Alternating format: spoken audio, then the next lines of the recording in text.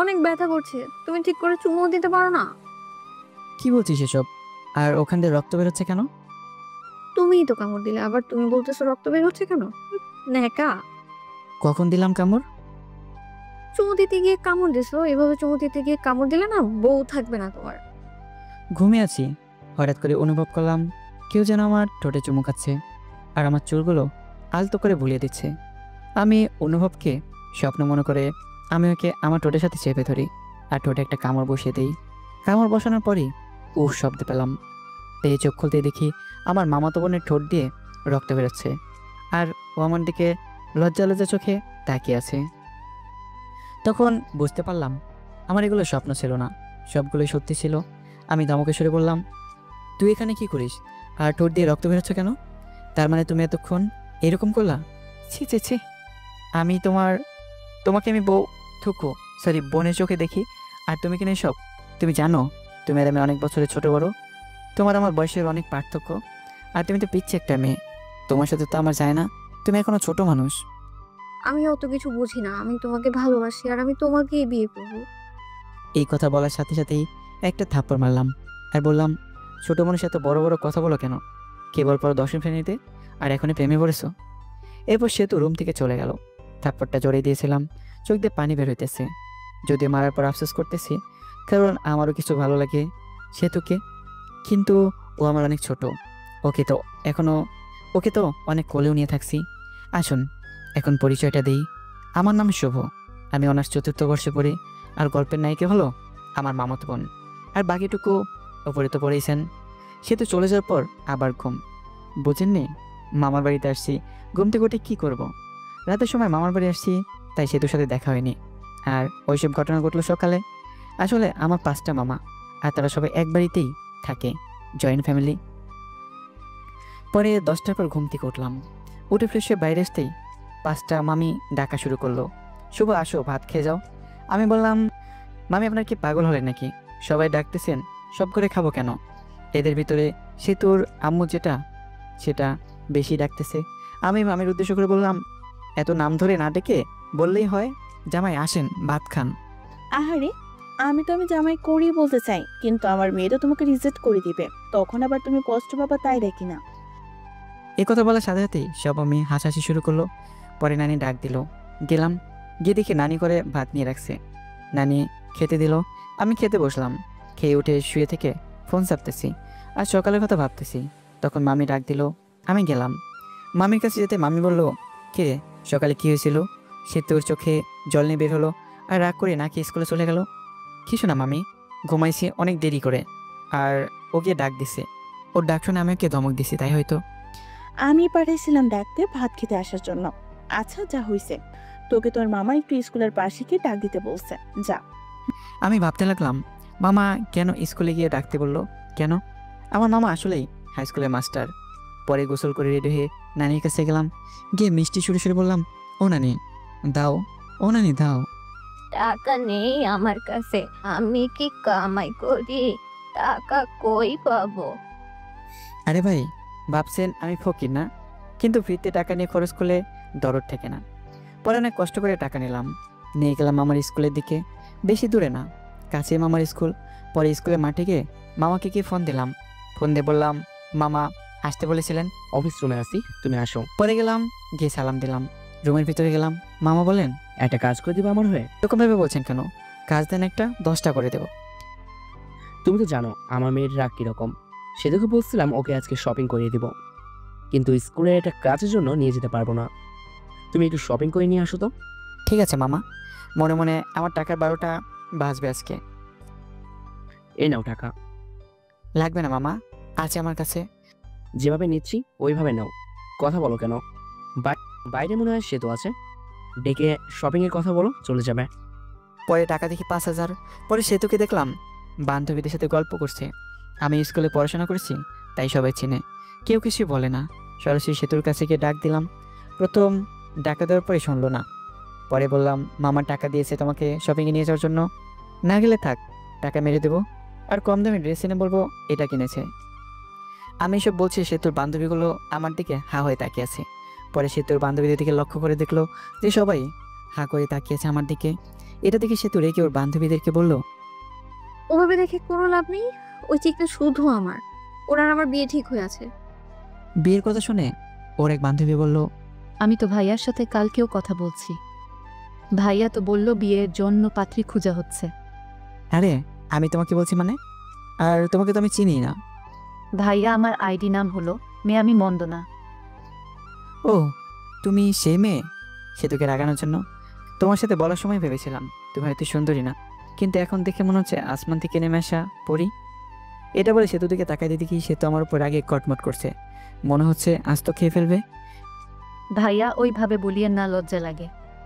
এটা বলার সাথে সাথেই সেতুর যত রাগ আমার উপর উঠছিল সব রাগ উঠেছে, সব রাগ ওই মেয়েটির উপরেই, যারার জন্য। ইতি দাঁড়া, তোর রাগ ছোটাচ্ছি আমি। এটা বলে কি ইতিকে ব্যাগ দিয়ে বাড়ি শুরু করলো আর বলল, শালা তুই আমার হবু স্বামীকে আর মেসেজ দেবে না, যদি দেশ তাহলে তোর 24টা বাজাবো। এটা বলে আমার দিকে আস্তে আস্তে বলতে লাগলো, তুই আর আজেবাজে মেয়ের মেসেজে রিপ্লাই দিবি না আর ব্লক করে দিবি। আমি নিশ্চয়ই শুনলাম, আর কিছু বললে আমাকে ব্যাগ দিয়ে বাড়ি শুরু করতো। স্কুল থেকে সরাসরি শপিং মলের দিকে রওনা দিলাম। স্কুল থেকে বের হয়ে অটো ডাকলাম। অটোতে যাবো না, রিক্সাতে যাবো, তুমি রিক্সা ডাকো। রিক্সায় গেলে শরীরের সাথে শরীর লাগবে, আর মানুষ দেখলে প্রবলেম হতে পারে। আমরা তো প্রেম করি, তাই এক রিক্সাতে যেতেই পারি, লোকে কি বলে বলুক, তা আমার কিছুই যায় আসে না। পাগল হয়েছো নাকি? আমার প্রেম করলাম কবে? আচ্ছা বাদ দাও ওসব, রিক্সা ডাকো, শপিং করতে যাবো। পরে বাধ্য হয়ে রিক্সা নিয়ে শপিংয়ের উদ্দেশ্যে বের হলাম। রিক্সা অনেক বিরক্ত ফিল হচ্ছে, কারণ সে তো আমার শপিং মলে যাওয়ার আগ পর্যন্ত রিক্সার ভিতর আমার হাত ধরেছিল, মনে হতেছে স্বামী স্ত্রী যাচ্ছি। পরে শপিং মলে ঢুকে এটা কিনে ওটা কিনে, কেনার কোনো শেষ নাই। মামা টাকা দিয়েছিল 5,000, আর কিনতে মোট খরচ হলো 7,000। 2,000 টাকা পকেট থেকে গেল, টাকার জন্য মনটা খারাপ হয়ে গেল। বাইরে ভাই, মেয়েদের নিয়ে কখনো শপিংয়ে যাইতে নাই, জীবন তেনা তেনা বানায় ফেলায় দেয়। শপিং করা শেষে বাড়ির দেশে রওনা দিলাম। শপিং করতে করতে 3টা বেজে গিয়েছিল, টাইমের দিকেও খেয়া ছিল না, ক্ষুধাও লেগেছে, তাই ভাবলাম রেস্টুরেন্টে গিয়ে কিছু খেয়ে নেই। সেতুকে বললাম, সেতু রাজু হয়ে গেল, দুজনেই খেতে গেলাম। রেস্টুরেন্টে ঢোকার সাথেই কে যেন মেলি কণ্ঠে শুভ ভাইয়া ডাক দিল। আমি এদিক ওদিক তাকাতে দেখি কেউ নেই। তখন আমার সামনে ডাক আসতেছে, কিন্তু চিনতে পারছি না, মুখটা ভালো করে দেখা যাচ্ছে না। একটু এগিয়ে গিয়ে দেখি আমার প্রাইমারি এবং হাই স্কুলের বান্ধবী জুলেখা। আমি জুলেখাকে দেখে অনেক খুশি হয়ে গেলাম। পরে ভালো মন্দ জিজ্ঞেস করলাম, কুশল বিনিময় করলাম। পরে আমি জুলেখার পাশেই বসলাম, আর সেতুকে জুলেখার বান্ধবীর পাশে বসতে বললাম, কিন্তু সেতু দাঁড়িয়ে আছে, তাও আর রাগের দৃষ্টিতে। কি হলো বস? কে রে মেয়েটা? আমার মামা তো আর বলতে পারলাম না। আমি ওর হবু বউ, আর এখন ওর প্রেমিকা। আর আপু, আপনি আপনার বান্ধবীর পাশে বসুন, আমি আর উনি একসাথে বসবো। আপনার সাথে বসলে না আমার ভালো লাগবে না। উঠুন, একটু উঠে এ পাশে আসুন আপনি। অনেক মানুষই কিছু বলতে পারছি না, তাই সেতুর কথা মতোই চলতে লাগলাম। আমি আর সেতু বসলাম এবং জুলেখা আর ওর বান্ধবী বসলো। খাবারের অর্ডার দিল। খাবার আসলে সেতু হাত উঠে মুখ ধুতে গেল। কে রে, কবে থেকে শুরু করলি? আরে ওসব কিছুই না, আমার মামাতো বোন আমাকে অনেক ভালোবাসে, তাই এরকম করে। সামথিং সামথিং মামা। এরই মধ্যে সেতু চলে এসেছে, তাই চুপ হয়ে গেলাম। টেবিলে খাবার দিয়ে গেছে, খাবার খাওয়া শুরু করলাম। খাবার খেতে খেতে জুলেখা সেতুকে জ্বালানোর জন্য বলতে লাগলো, শুভ, তুই তো অনেক শুকিয়ে গেছিস, আয় তোকে খাওয়াই দিই। স্কুলে থাকতে তো অনেক খাওয়াই দিছি, হাই স্কুল পাশ করে চলে গেলি আর খাওয়াই দিতে পারি নাই। কি বলিস সব? তুই কবে খাওয়াই দিলি? মিথ্যা বলিস কেন? একটা চোখ মেরে জুলেখা বলল, আর গার্লফ্রেন্ড সামনে এত বোকা সাজতে হবে না। সে তো আমার দিকে অগ্নি দৃষ্টিতে তাকিয়ে আছে, মানুষের জন্য কিছু বলতে পারছে না। আয় উঠ, আর খেতে হবে না, অনেক খেয়েছিস, চল বাড়ি চল, বাড়ি যাবো। খাওয়া তো হয়নি, এখনই যাবো মানে? যাবে কি না বলো, না গেলে ফুপা মুখে বলে দিব তুমি শুধু মেয়েদের সাথে মিশো আর মেয়েদের সাথে ই করো। আমি বুঝতে পারছি, চলো খেতে হবে না। ওঠার আগে সেতু জুলেখাকে বলল, টাকাটা দিয়ে দিন। জুলেখা শুধু তাকিয়ে তাকিয়ে দেখছে। পরে রেস্টুরেন্ট থেকে এসে রিক্সা নিয়ে বাড়ির দিকে রওনা দিলাম। রিক্সা ওঠার সাথে সাথে সেতু বলল, তুমি এত লুচ্চা কেন? আমি লুচ্চা মানে? কি লুচ্চামি করছি তোমার সাথে? হ্যাঁ, সকালে এত জোরে কিস করছো যে আমার ঠোঁটটাই কেটে গেছে। আবার ওই মেয়ে নাকি তোমাকে ভাত খাওয়াই দিছে, ছি ছি। আমরাও তো পড়ি, কাউকে তো কিছু খাওয়াই দিই নাই, তুমি ছোট থাকতেই খাওয়াই দিচ্ছ। এখন তো অনেক বড় হয়েছো, এখন মনে হয় অনেক কিছু খাও মেয়েদের কাছ থেকে। আরে আমি তো আগে মেয়েদের সাথে কথা বলি নাই, আর এখন মেয়েরা কি খাওয়াবে? হ্যাঁ, মিথ্যা বলো কেন? জুলেখা তো আমার সামনেই বললো। মিথ্যা বলছি জুলেখা। আরও সে তো অনেক কথাই বললো, বলতে বলতে বাড়ি এসে গেছি, পরে ভাড়া দিয়ে দিলাম। বাড়িতে এসে ফ্রেশ হয়ে একটু বসে আছি আর ভাবছি আমার টাকা গেল 2050টা। সে তো কি মামাকে বলে টাকাটা দিয়ে যাবে? 50 টাকা না দিলেও চলবে, কিন্তু আর বাকি টাকা দিলে ভালো হতো। আরে ভাই, ভাবছেন এত টাকা চিন্তা করছি কেন? আসলে আমি মধ্যবিত্ত ফ্যামিলি থেকে বড় হয়েছি, কিন্তু আমার নানা অনেক ধনী ব্যক্তি, সেই সুবাদে মামাদের অনেক টাকা। যারা মধ্যবিত্ত ফ্যামিলি থেকে বড় হইতেছে তারাই জানেন মধ্যবিত্ত ছেলেদের 1 টাকা খরচ করলে হিসাব করতে হয়। এইসব ভাবতেছি তখনই এসে বলল, কিরে তোর মন খারাপ নাকি? না নানি, এমনিতেই বসে আছি। এ বলে নানি চলে গেল। তখনই সেতু আসলো, বলল আম্মু তোমাকে ডাকে। আমি গেলাম, গিয়ে মামিকে ডাকলাম। ও মামি, ও মামি, মামি। রুমের ভিতর আয়। রুমের ভেতর যেতে মামি দেখি টেবিলের উপর নাস্তা রান্না করে রেখেছে, খাওয়ানোর চাল দিয়ে। মামি ডাকলেন? নানি, সেতু বলল ডাকলেন নাকি? তোমার জন্য কাউনের চাল দিয়ে নাস্তা রান্না করছি, বসে বসে খাও। আমি খেতে বসলাম। কাউনের চালের নাস্তা খেতে অনেক টেস্ট। খেতে খেতে বললাম, সেতু খাইছে? না, খাই নাই। কই মনে হয় গেল ঘুরতে, এসে খাবে বললো। খেয়ে ওঠে আমি মামাতো ভাইয়ের সাথে ঘুরতে গেলাম। যে নানির বাড়ি গেলেই ওই মামাতো ভাইয়ের সাথে ঘুরি। ঘোরাঘুরি করে বাড়ি ফিরে অন্য মামির ঘরে গেলাম। খেয়ে নানির ঘরে আসলাম। এসে শুয়ে ফোন চাপতেছি। কিছুক্ষণ সময় যাওয়ার পর মামারা সবাই এসে পড়েছে। মামারা সবাই নানির ঘরে এসে গল্পগুজব করে। নানির বয়স হয়ে গেছে আর নানু ভাইয়া মারা গেছে, তাই আর কি। মামিরাও আসে, সবাই অনেকক্ষণ গল্প করে। ওই দিনে গল্প করতেছি, তখন সেতু এসে বললো, ভাইয়া তোমার ফোনটা দাও তো। মামা মামি সবাই বসে আছি, তাই ফোন দিয়ে দিলাম। কিছু না বলেই আমরা গল্প করতেছি। সেতু তো মোবাইল পেয়ে প্রথমে ঢুকলো মেসেজে। ঢুকে দেখে অনেক মেয়ে মেসেজ দিছে। মেসেজ দেওয়ার অবশ্য কারণ আছে, ওটা বলবো না। এর মধ্যে দেখতে পেলো মেয়ে আমি মন্দ না। সেতুর আইডি থেকে মেসেজ আসছে, ভাইয়া খাবার খাইছেন? আমি তো আপনার প্রেমে পড়ে গেছি। সেতু সিন করলো, কিন্তু কোনো রিপ্লাই দিল না। মেসেজ সিন করা দেখে আবার মেসেজ দিল, কি হলো ভাই, চুপ থাকা মানে কি? আমি বুঝে নেব আপনি আমাকে ভালোবাসেন। সেতু রিপ্লাই দিল আমি হয়ে। সেতুর বান্ধবীর নাম সীমা। কিন্তু আমি তো আমার মামাতো বোনকে ভালোবাসি। ভাইয়া, সেতুর তো বয়ফ্রেন্ড আছে, তাও একটা না, অনেকগুলা, যেগুলা হিসাব করে শেষ যাবে না। এই কথা শুনে সেতু রাগ তো চরম পর্যায়ে চলে গেছে। আচ্ছা, আমি কে তুমি তো তা জানো না। আমি তোমার ভাবি হই। মানে? সেতু অমনি ভিডিও কল দেয়, আর ওই দিক থেকে সীমা ধরে। কল ধরার সাথে সাথেই সেতুর মুখ দেখতে পেয়ে অবাক হয়ে যায়। বৈশালী, আমার অনেকগুলো বয়ফ্রেন্ড, তাই না? না মানে যে এমনি বলছি। এখন থেকে আর মেসেজ দিবি না। এটা বলে কল কেটে দেয়। আর আমার মেসেঞ্জারে যত মেয়ে ছিল সব মেয়েদের ব্লক মেরে দেয়। এমনকি যেসব আমার ফ্রেন্ড লিস্টে ছিল সব মেয়েকে ব্লক করে দেয়। আর মেসেঞ্জারে সব চ্যাট মুছে ফেলে। আর রিলেশনশিপ স্ট্যাটাস দেয়, ইন এ রিলেশনশিপ। মা, ফোনটা শুভকে দিয়ে দিও তো। তুই এত বড় ছেলেকে নাম ধরে বললি কেন? ও তোর ভাই, আর তুই ফোন নিয়েছিস, তুই দিয়ে আয়। পাবো না। মামি আমাকে ফোন দিয়ে গেলে ফোন হাতে নিয়ে দেখি ফোনে সব কিছু চেঞ্জ। ওয়ালপেপার দিচ্ছি সেতুর, আর লেখা, ওয়ালপেপার পাল্টালে তুমি শেষ। পরে ডাটা অন করে মেসেঞ্জারে ঢুকলাম। মেসেঞ্জার একেবারে ভীম দিয়ে ঘষে পরিষ্কার করে ফেলেছে। তখন একটা মেসেজ আসলো অচেনা আইডি থেকে। মেসেজে লেখা ছিল, শুভ সাহেব, এত ভেবে লাভ নেই, সব কিছু আমি ডিলিট করে দিছি। তোমার চ্যাট লিস্টে শুধু আমিই থাকবো। তোমার চ্যাট লিস্টে প্রথম ব্যক্তি আমি, আর শেষ ব্যক্তিও আমি। আর কোনো মেয়েদের সাথে কথা বলবে না, কথা বললে কিন্তু প্রবলেম হয়ে যাবে। তুমি কে? আর তুমি আমাকে কিভাবে চেনো? আমি চিনি তোমাকে, আর তুমিও আমাকে চিনো। তোমার আশেপাশেই আছি। আমি চিনতে পারছি, তুমি আর কেউ না, আমার কিউট বোন সেতু। পয়সালা, বোন বলা বাদ দিয়ে বউ বল, বুঝলি? সবাইকে কি বউ বানানো যায়? সবাইকে বলতে হবে কেন? শুধু আমাকে বলবা। তোমাকে বলবো কিভাবে? তুমি তোমার আদরের ছোট বোন। তোকে কয়বার বলবো যে আমাকে আর বোন বলবি না? এরপরে বোন বলে না তোর 12টা বাজায় দিব। আচ্ছা বাদ দাও, অনেক রাত হয়েছে, ঘুমিয়ে পড়ো। ওকে। আমি ঘুমালাম। সকাল উঠে বাড়িতে চলে আসবো। ঘুম থেকে উঠে দেখি সেতু আমাকে জড়িয়ে ধরে শুয়ে আছে।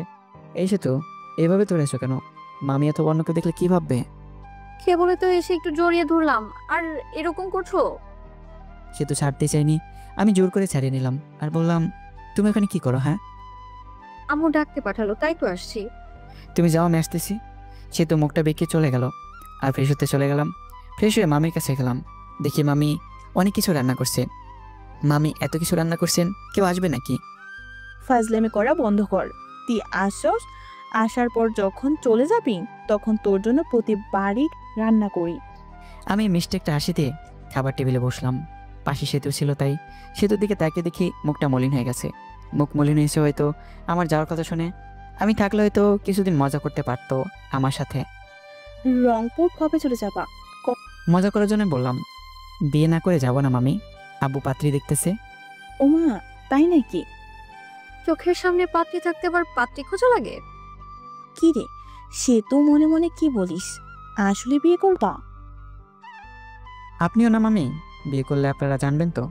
খাবার কি রুমে এসে কাপড়গুলো ব্যাগে তুলছি, তখনই সেতু আসলো আর বলল, তোমার সাথে কিছু কথা আছে। আমি শুনতেছি, বল। আমার হাত ধরে নিয়ে খাটের উপর বসালো আর সেতু আমার সামনে দাঁড়িয়ে আছে। কিছু সেকেন্ড দাঁড়িয়ে থাকার পর সরাসরি আমার ঠোঁট দুটো লেফট নিল ঠোঁটের সাথে, কিছুক্ষণ পরে ছেড়ে দিল আর বলল, আমি তোমাকে অনেক ভালোবাসি, তোমাকে ছাড়া আমি বাঁচবো না। আই লাভ ইউ শুভ। আমি স্তব্ধ হয়ে আছি, কি উত্তর দেবো ভাবতে পারছি না।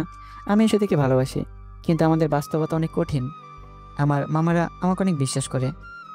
উত্তর দাও, কি হলো? সেতু তুমি পাগলামি করছো কেন? তোমার আমাদের সাথে চায় না, আর আমাদের সম্পর্ক কেউ মেনে নেবে না। মাঝখান থেকে আমাদের যে মধুর একটা সম্পর্ক আছে, এটাও নষ্ট হয়ে যাবে। আর আমার মামা মামিদের ভালোবাসা থেকে বঞ্চিত হতে চাই না আমি। আর তোমাকে ভালোবেসে তোমাকে নিয়ে হয়তো পালিয়ে গেলাম, পালিয়ে গেলে মামা মামিদের কাছ থেকে আগের মতো ভালোবাসা পাবো না। আর তোমরা উচ্চ ফ্যামিলির মেয়ে, আর আমরা নিম্ন মধ্যবিত্ত ফ্যামিলির ছেলে। তোমার আব্বুকে বলে সে কোনো কারণে রাজি হবে না। এর ভিতরে একটা কারণ হলো, আমরা নিম্ন মধ্যবিত্ত, আর আমার অনেকটা সমস্যা আছে, যেটার কারণে আমি কোনোদিনও হয়তো বিয়ে করতে পারবো না। ওই সমস্যার কারণ শুনলে তোমার আব্বু আম্মু কেউ রাজি হবে না। আশা করি তুমি বুঝতে পারছো। তুমি এখন অনেক ছোট, আগে বড় হও, তুমি সব কিছু বুঝতে পারবে। তুমিও যে আমাকে ভালোবাসি বলতেছো, এটা তোমার আবেগ, যেটা বেশি দিন থাকবে না। কিছুদিন পর এই ভালোবাসা শেষ হয়ে যাবে, তখন আর আমাকে ভালো লাগবে না। তুমি তখন কলেজে যাবে, তখন তোমার অনেক বন্ধু বান্ধবী হবে, আর তোমার বন্ধুরা সবাই গার্লফ্রেন্ড বয়ফ্রেন্ড নিয়ে ঘুরতে যাবে। তুমি তো ঘুরতে পারবে না, তখন মনে হবে কার সাথে প্রেম করি, যার সাথে একদিন ঘুরতেও পারি না। কলেজে যাবা, আমার থেকে অনেক সুন্দর ছেলে দেখতে পাবা, আর তোমাকে প্রপোজ করবে, কারণ তুমি অনেক সুন্দর। আর এই প্রপোজ পেয়ে মনে মনে বলবা, কত সুন্দর ছেলে প্রপোজ করে, আর আমি কিনা পড়ে আছি শ্যামলা একটা ছেলের কাছে। তখন আর আমাকে ভালো লাগবে না, আমাকে তোমার বোরিং মনে হবে। এই শোনো, আমি না এখন আর ছোট নেই। আমি সামনে এসএসসি পরীক্ষা দেব, আর যারা দশম শ্রেণীতে পড়ে তারা ছোট হয় না, বুঝলে? আমি বড় হয়েছি আর আমি সব কিছু বুঝি। আর তোমাকে আমি সত্যিই ভালোবাসি। এই ভালোবাসা না কোনো আবেগ না, আমি তোমাকে সেই নবম শ্রেণী থেকে ভালোবাসি। Really love you. এটা কখনো সম্ভব না। কেন সম্ভব না, বলো না। আমার অনেক বড় একটা প্রবলেম আছে। কি সমস্যা আমাকে বলো, আমি সব রকম সমস্যা মেনে নিব। তোমার মতো কত মেয়ে বললো, শুভ তোমার সমস্যা থাকলে আমি তোমাকে ভালোবাসবো, আর শোনার পরই সবাই চলে গেল। আমি যাব না, বলো। আর একটু বড় হও, তখন বলবো ভালো থেকো। আবার মনে হয় কবে আসি না আসি, দেখা হয় না হয়। এ বলে ঘর থেকে বের হয়ে আসি আর চলে যায় নানির কাছে। সব মামা মামির সাথে দেখা করে বিদায় নিয়ে আসলাম। সেতুকে একবার ভালো করে দেখলাম, দেখি সেতুর চোখে জল এসে পড়েছে। পরে আমি বাড়িতে এসে সেতুর সাথে ঘটনাগুলো সব বলি, শুধু কিসের কথা বাদ দিই। আসলে আমি আর আম্মু ক্লোজ ফ্রেন্ডের মতো। আমি ছোটো থেকে আম্মুর সাথে শেয়ার করি সব কিছু। পরে কিছুদিন পর রংপুর ভার্সিটিতে চলে যাই। এর মাঝে সেতুর সাথে অনেক কথা, ভালো মন্দ এগুলো জিজ্ঞেস করা হয়েছে। একদিন ভার্সিটি থেকে একটা মেয়ে বন্ধুর সাথে সেলফি তুলি আর ফেসবুকে পোস্ট করি। সেই পোস্ট সেতু দেখে ইনবক্স মাথায় তুলে ফেলে। ওই মেয়েটিকে আমার বান্ধবী। বান্ধবী, তা কি হয়েছে? হ্যাঁ, ওরকম ভাবে কাছাকাছি বসে সেলফি তোলা লাগবে নাকি? আমি তোমাকে কোনো মেয়ের সাথে সহ্য করতে পারি না। এরপর যদি আবার কোনো মেয়ের সাথে সেলফি তোলো না, তাহলে আমি কিছু একটা করে ফেলবো আর দোষ দিব তোমার। আচ্ছা ঠিক আছে, বলবো না। আমার অনার্সের পরীক্ষা দেই আর সেতু এসএসসি পরীক্ষা দেয়। সেতুর সাথে আমার অনেক কথা হয়। 1 বছর বলতে পারেন যে বেপের যেরকম কথা হয় আমরা সেরকমভাবেই কথা বলি। 1 বছর সেতু আমার কাছে অনেকবার শুনতে চাইছে আমার প্রবলেম, কিন্তু আমি বলিনি। এখন আমি চাকরি খুঁজছি আর সেতু ইন্টারে পড়ে। সেদিন সেতু জিজ্ঞেস করে, তোমার সমস্যাটা বলো। আমারও ধৈর্যের বাঁধ ভেঙে যায়। আমি সেতুকে বলি, আমি কোনোদিন বাবা হতে পারবো না। একটা অ্যাক্সিডেন্টে সমস্যা হয় আর ডাক্তার বলে আমি কোনোদিন বাবা হতে পারবো না। সেতু শুধু মেসেজ সেন্ড করলো আর হার্ট একটা ইমোজি দিল, পরে অফলাইনে চলে যায়। আমি অবশ্য জানি কেন চলে গেল। আমার যে সমস্যা এটা জেনে কোনো মেয়ে বিয়ে করবে না, আর বিয়ে করবে বা কেন? আমি কোনোদিন থেকে মা ডাক শোনাতে পারবো না। এই যে সমস্যার কথা বললাম, এখানে কিছু কারণ আছে, গল্পে তখন জানতে পারবেন। গল্পের ভেতর টুইস্ট আনতে চাইতেছি। সেদিন সমস্যা বলার পর সে তো 3 দিন অনলাইনেই আসেনি। আমাকে মিস করতেছে অনেক। সে তো আমাকে অনেক কেয়ার করতো, অনেক শাসন করতো, আর তার দা মেসেজগুলো সেন্ড করতেছি। 3 দিন পর অনলাইনে আসলো।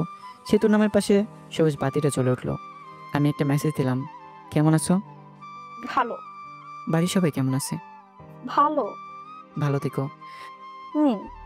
পরের মেসেজ দিলাম না, একটু মনে মনে হাসলাম। হায় রে, আবেগ। আগে কত কথা বলতো, আর এখন কথাই বলে না। মেসেজ তো দেয় না, আবার বলছে তোমাকে অনেক ভালোবাসি। সে তো এর ভালোবাসা ছিল আবেগ, আর এই ভালোবাসার সমস্যার কথা শুনে জানালা দিয়ে পালালো। আর বলতো সমস্যা আছে তাই কি অমনি ভালোবাসবো? আপনারা ভাবছেন হয়তো আমি কষ্ট পাচ্ছি। না, আসলে আমার কষ্ট হচ্ছে না। আজকে নতুনভাবে কেউ কথা বলা বাদ দেয়নি। অনেকে এরকমভাবে বলতে ভালোবাসি, কিন্তু সমস্যার কথা বলতেই কথা বলা বন্ধ করে দিছে। যদিও অন্য মেয়েদের থেকে সেতুর ব্যাপারটা একটু আলাদা, কারণ সেতুকে আমি ভালোবাসি। আর ভালোবাসাও না, ভালো লাগা, এই আর কি। সেতুকে মিস করি, আর মেসেজগুলো মিস করি, এটাই। তাছাড়া আর কিছুই না। এখন আস্তে আস্তে সেতুকে বলে যাব, তার মেসেজগুলো আর মিস করব না। আমার একটা চাকরি হয়ে গেছে, এখন আর আমি বেকার নেই। কিছুদিন পর শুনতে পেলাম সেতুর বিয়ে ঠিক হয়েছে একটা MBBS ডাক্তারের সাথে। শুনে ভালোই লাগলো। বিয়ের দিন তারিখ ঠিক হয়েছে। বিয়ের 7 দিন আগে থেকে সব মামা মামি নানি সবাই ফোন দিয়ে বলতেছে তাড়াতাড়ি আসতে। আর বলবেই বা না কেন, পাশ আমার একমাত্র ভাগিনা, অনেক আদরের। আর আমি ছোটবেলায় মামার বাড়ি বেশি থাকছি। কিন্তু এটা ওটা বলে বলেই বিয়েতে যেতে পারবো না। আসলে বিয়েতে গিয়ে সেতুর সামনে যেতে শরম করবে, আর শরমের কারণটা আপনারা ফিল করতে পারবেন। সেতুর বিয়েতে আসতে আব্বু আসতে বলছে, কিন্তু না করে দিয়েছি। আম্মু আসার জন্য অনেক জোর করে নাই, জোর করলে আসতেই হতো, কারণ আম্মু ওপরে সব কথাগুলো জানে। আমার জীবনের সব ঘটনা আম্মুর সাথে শেয়ার করি। বিয়ে 4 দিন আগে সেতু মেসেজ দিছে, ভাইয়া বিয়ে আসবে না কেন? আসলে 1 বছর কথা বলার পর তোমাকে ভালোবেসে ফেলেছিলাম, আর তুমি মাঝপথে ছাইড়া দিলে। সব কিছুই সম্ভব, কিন্তু নিজের চোখের সামনে ভালোবাসা বিসর্জন দেওয়া সম্ভব না। আপনাকে দিয়ে যদি আমি মা হতে না পারি তাহলে বিয়ে করে লাভ কি? আপনাকে তো কেউ বিয়ে করবে না। আমি আর কিছু না, হাসির একটা ইমোজিতে অফলাইন হয়ে গেলাম। বিয়ের 2 দিন আগে রুমে বসে আছি বলে ভুল হবে, অফিসের জন্য রেডি হচ্ছি। তখন দেখি মামা আমার দরজার সামনে দাঁড়িয়ে আছে। আমি সালাম দিয়ে বললাম, আরে মামা, কখন আসলেন? এই জায়গায় বসেন। তখন মামা বলল, আমি বসতে আসিনি, তোমাকে নিতে এসেছি, চলো। মামা, নতুন অফিসে জয়েন করেছি, আর ছুটি দেবে না, আর এমনি গেলে চাকরি থাকবে? তোমাকে কি কেউ কিছু বলছে? তোমার মামি কি কিছু বলেছে নাকি? না মামা, আমি আর কি বলবো। তাহলে চলো তোমার অফিসে যাব, আমি ছুটি নিয়ে দিব। পরে বাধ্য ছেলের মতো মামাকে নিয়ে গেলাম। অফিসের সামনে গিয়ে মামা কাকে যেন ফোন করলো। পরে অবশ্য বুঝেছি তার বন্ধুকে ফোন দিছিল। কিরে, কি অবস্থা? ওই পাশের লোকটির কথা শুনতে পারলাম না। আমি তোর অফিসের সামনে দাঁড়িয়ে আছি। লোকটি কি বললো শুনতে পেলাম না। কিছুক্ষণ পর দেখি আমাদের অফিসের বস বের হয়ে আসলো। আশা দেখে সালাম দিলাম। ওয়ালাইকুম আসসালাম। শুভ আমার ভাগিনা, ওর ছুটি লাগবে। আরে শুভ, তোর ভাগিনা হয় আগে বলবি তো, বললেই আগেই ছুটি দিয়ে দিতাম। শুভ ছুটি চাইছিল কিন্তু দেই নাই, আরো বকা দিছি। এখন তো জানলি, ছুটি দিবি নি না চলে যাব আমি? আরে তুই আইসোস, ছুটি না দিয়ে পারি বল? চল কিছু খাই। চল। পরে একটা রেস্টুরেন্টে গেলাম, গিয়ে খেতে বসলাম। তা শুভ কি কাজ কিছু পারে না পারেই না? পারে, কিন্তু নতুন তো তাই মাঝে মাঝে সমস্যা হয়, কিন্তু পারফরমেন্স ভালো, আগাতে পারবে। হঠাৎ করে আসলি, ফোন দিয়ে আসতি, তোর ভাবি শুনলে খুশি হতো। সময় নাই রে, এখানে 2টা কাজের জন্য এসেছে। এক হলো তোর সাথে দেখা করতে, আর ভাগিনাকে নিতে। মামা একটা কার্ড বের করে দিল আর বলল, বিয়ের দিন চলে যাস, আমার মেয়ের বিয়ে, আর কোনো কিন্তু চলবে না, বলে দিলাম। ঠিক আছে, চলে যাব। তাহলে আজকে উঠি রে, বাড়িতে অনেক কাজ, বুঝতে তো পারছিস। আচ্ছা যা। পরে আমরা চলে আসলাম, এসে সরাসরি নানির বাড়ি। অনেক মানুষ, সবাই আমাকে দেখে কাছে আসলো, সবাই কথা বললো। কিছুক্ষণ পর আমার ছোট কিউট বোনটা আসলো আর বললো, আমার জন্য কি নিয়ে আইসো? কিছুই না। আমার সাথে কথা নাই, যাও। ঠিক আছে। নীলাকে আম্মু চকলেট দেয়। পরে ছোট বোনটা চকলেট নিয়ে দৌড় দিল। আমি আম্মুর সাথে কথা বললাম, বলে ফ্রেশ হয়ে কিছু খেয়ে নিলাম। সেতুর সাথে এখনো দেখা হয়নি, অনেক খুশিতে আছে মনে হয়। বিয়ের সব আয়োজন কমপ্লিট করা হলো। বিয়ের দিন যেটা ভাবি নাই ওই কাজটা হয়েছে। আরে ভাই, যেটা ভাবতেছেন ওটা হয় নাই। আপনারা ভাবছেন সেতুর সাথে বিয়ে হবে, কিন্তু বিয়ে হবে না। আসলে আমি মেয়েদের উপর কোনোদিনও ক্রাশ খাই নাই, বলতে পারেন কাউকে প্রথম দেখে ভালোবেসে ফেলিনি। কিন্তু সেতুর বিয়েতে একটা মেয়েকে দেখি, যাকে দেখে পুরাই ফিদা হয়ে যায়, ভালোবেসে ফেলেছি। কিন্তু মেয়েটাকে চিনি না।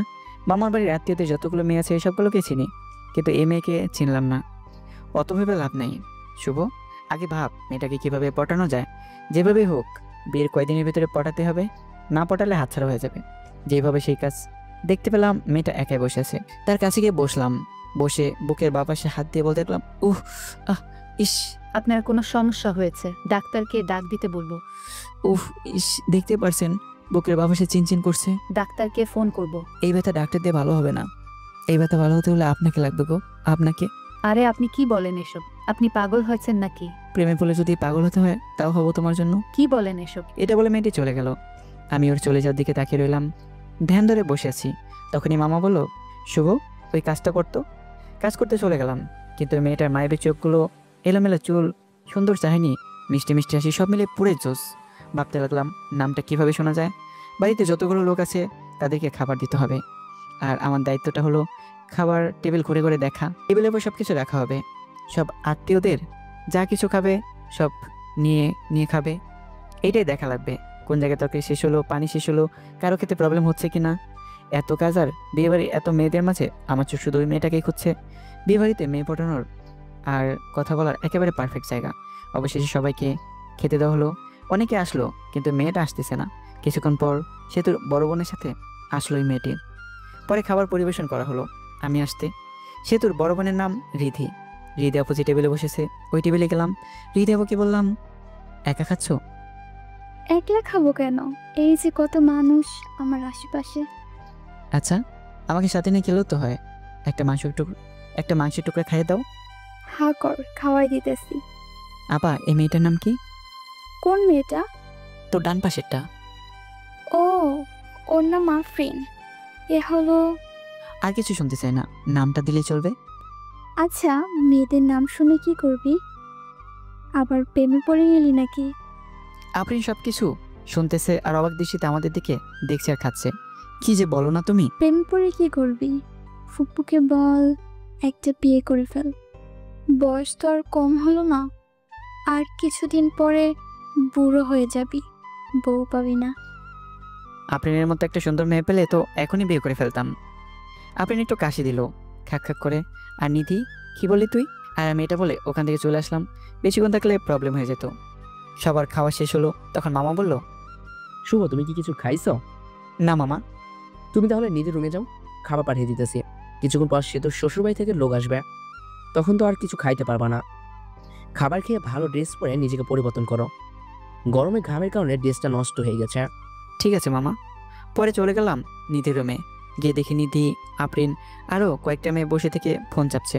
আমাকে দেখে নিধি বলে উঠলো, কিরে বান্দর, এখানে কি করস? আফরিনের থেকে তাকিয়ে থেকে বললাম, তাকে না দেখে আর থাকতে পারলাম না। কাকে রে? বুঝবি না রে। আপনারা তো ভাবছেন নিধির ঘরে খেতে যেতে বললো কেন? এখানে একটা কারণ হলো, বাড়িতে অনেক আত্মীয়। এখন আমাকে আলাদাভাবে খাওয়াতে হলে আলাদা একটা রুম তো লাগবেই, তাই না? তখনই মামা খাবারের প্লেট নিয়ে ঢুকলো, আর আমি টেবিলে বসে পড়লাম। মামা নিধিকে দেখতে পেয়ে বললো, এটা আমার ছোট মামা। ওকে চাচা। আমার সামনে রেখে তরকারির বাটি, ভাতের বাটি আর যা কিছু আয়োজন করছিল সব খেতে বসেছি। তখন ছোট মামি এসে বলল, শুভ ভাত নাও, তরকারি নাও। এমনকি মামি তুলেও দিল। আমি খেতে লাগলাম। ছোট মামি চলে গেল, মেজো মামি আসলো। মেজো মামি এসে তরকারি দিল, ভাত দিল, আমি নিলাম। পেট ভরে গেছে। মেজো মামি চলে যাওয়ার পর আসলো সেতুর আম্মু। এসে বললো, তরকারি নাও। আমি বললাম নিব না, তবুও জোর করে দিল।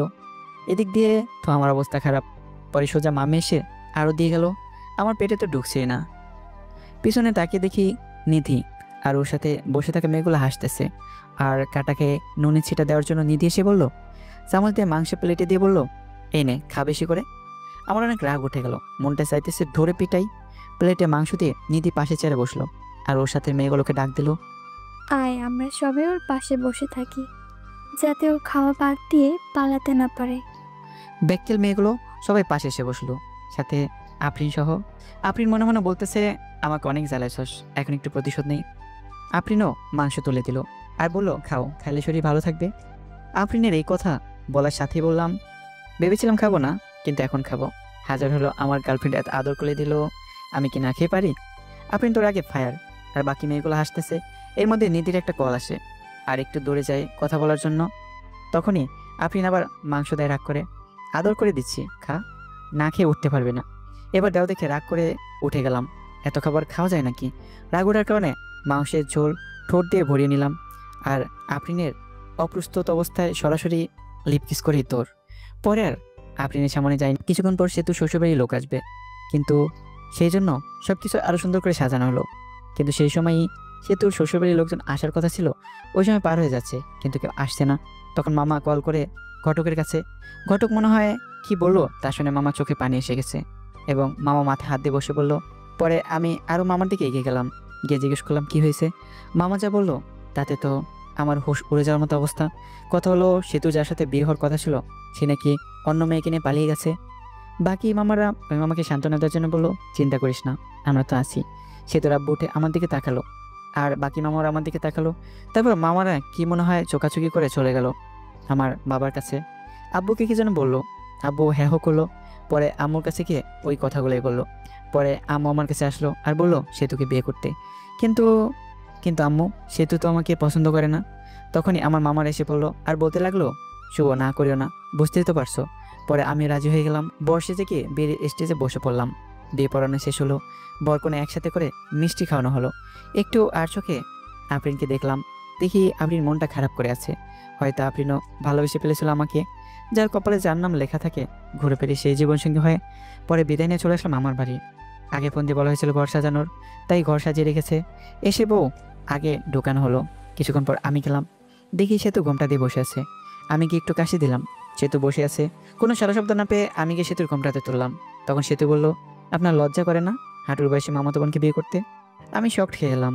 যখন প্রেম করতে চেয়েছিলি তখন এই কথাটা কোথায় ছিল? আমি তোমাকে বিয়ে করতে চাইনি, তোমার বাপই বিয়ে করাই দিছে। আচ্ছা বলেন তো, আপনাকে বিয়ে করে লাভটা কি? আর আপনার সাথে থাকার কোনো কোল বালিশের সাথে থাকা তো একই কথা।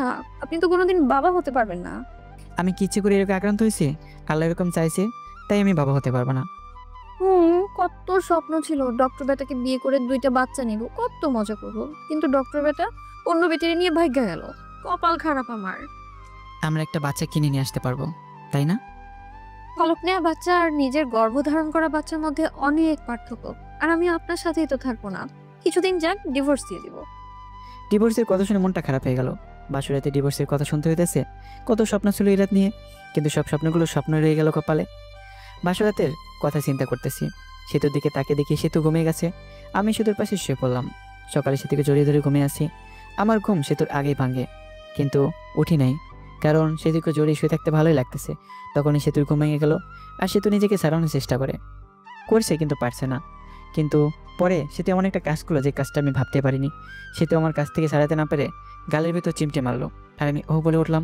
গালে হাত দিয়ে দেখি যে জায়গায় চিমটি দিছে ওই জায়গাতে রক্ত বেরোচ্ছে। এটা দেখে মেজাজটা খারাপ হয়ে গেল। লজ্জা করে না আপনার আমাকে জড়িয়ে ধরতে? যত সব ফালতু ছেলে বুকে জড়িয়ে ধরে ঘুমালেই সবকিছু হয় না, সন্তান জন্ম দেওয়ার ক্ষমতাও থাকতে হয়। আমি কি বলবো না বলবো বুঝতে পারছি না। কথা বলার ভাষা হারিয়ে ফেলেছি। একজন একটা সমস্যা থাকতে পারে, তাই বলে কথায় কথায় এরকম। কিভাবে বলবো? হ্যাঁ, তাড়াতাড়ি আমাকে ডিভোর্স দিবেন। এটা শুনে আরও মেজাজ খারাপ হয়ে গেল। পরে মারলাম একটা থাপ্পড়। এত ডিভোর্স করিস কেন? হ্যাঁ, ডিভোর্স কি খুব ভালো জিনিস নাকি? ডিভোর্স দিলে আমার কিছুই হবে না। আর তোর সাথে ছেলেরা কথা বলবে, কিন্তু কেউ বিয়ে করার জন্য না, শুধু তোর দেহ লোটার জন্য।